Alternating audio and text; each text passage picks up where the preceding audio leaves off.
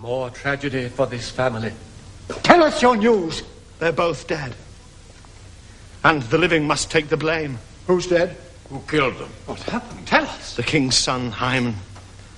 The royal blood shed by a royal hand.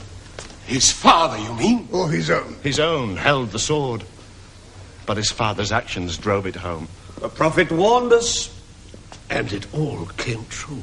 That's how things are. It's in your hands now. The door is opening. Look.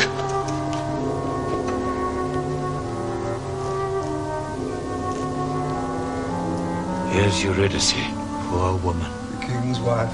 Does she know, do you think? Has she come here by chance? Or because she has heard her son is dead?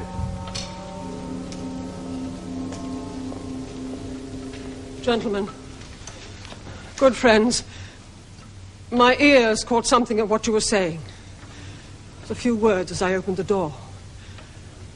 I was on my way to offer prayers to Pallas Athene. We had just drawn back the bolt when I heard a few scraps of your conversation.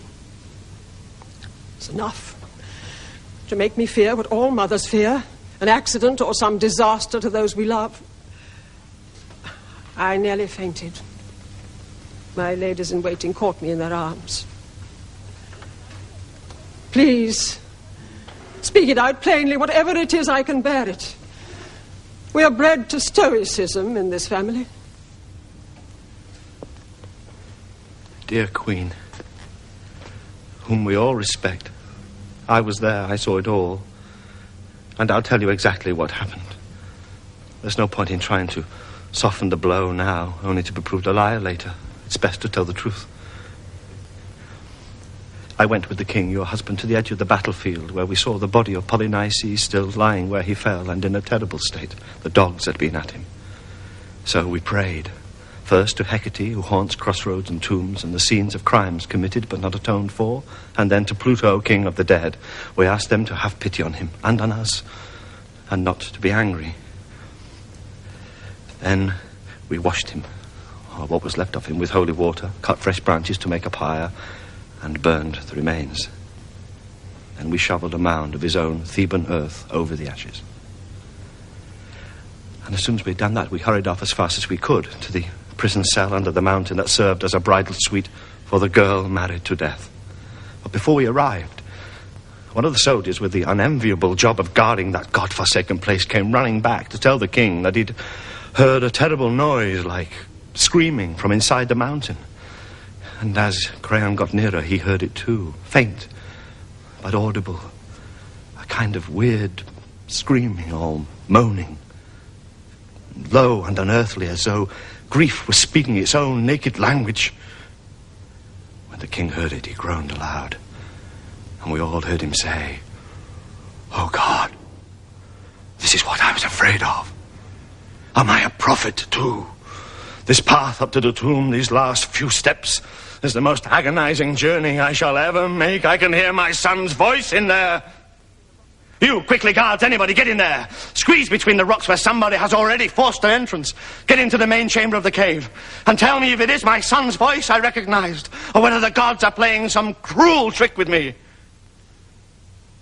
So we went in and looked, as the half-crazed king had told us to, and there, in the darkest corner, we saw her, strung up by the neck, hanging from an improvised rope of twisted linen strips torn from her own dress.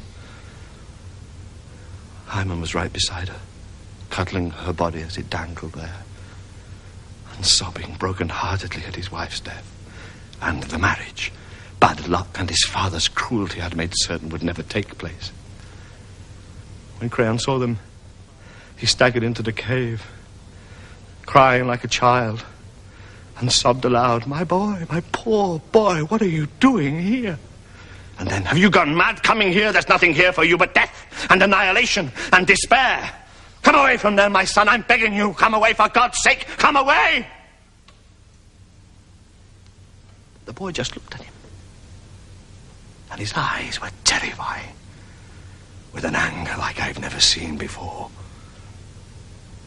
Without a word, he spat in his father's face and drew his sword and lunged straight for the old man. But Crane was quick and skipped out of distance, and the poor lad, hysterical with grief, braced his sword against a rock and thrust himself upon it so fiercely it pierced his belly and came out through his back.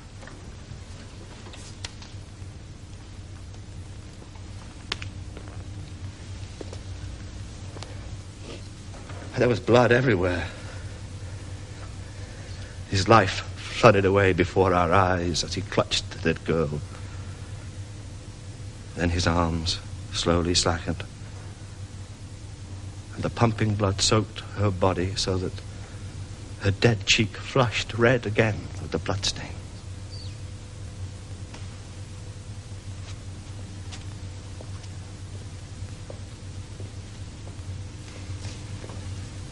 So, now they're together. Two corpses, married at last. Whom death hath joined, no man can put asunder. They look like honeymooners together in one bed. Evidence of the havoc man can bring upon man by his own pig-headedness and arrogance. Just a moment. The Queen has gone without a word.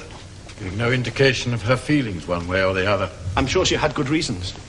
A public demonstration of grief would be unlike her. She'll suffer like any other mother for her son's death, but in private with her women.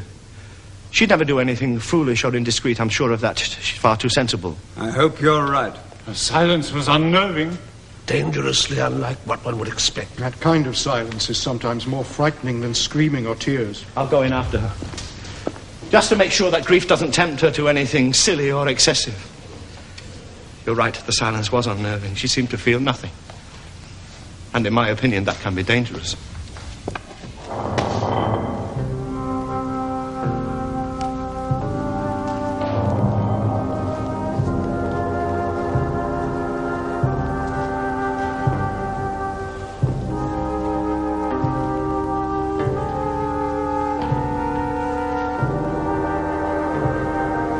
Look there. The king is coming, but not alone.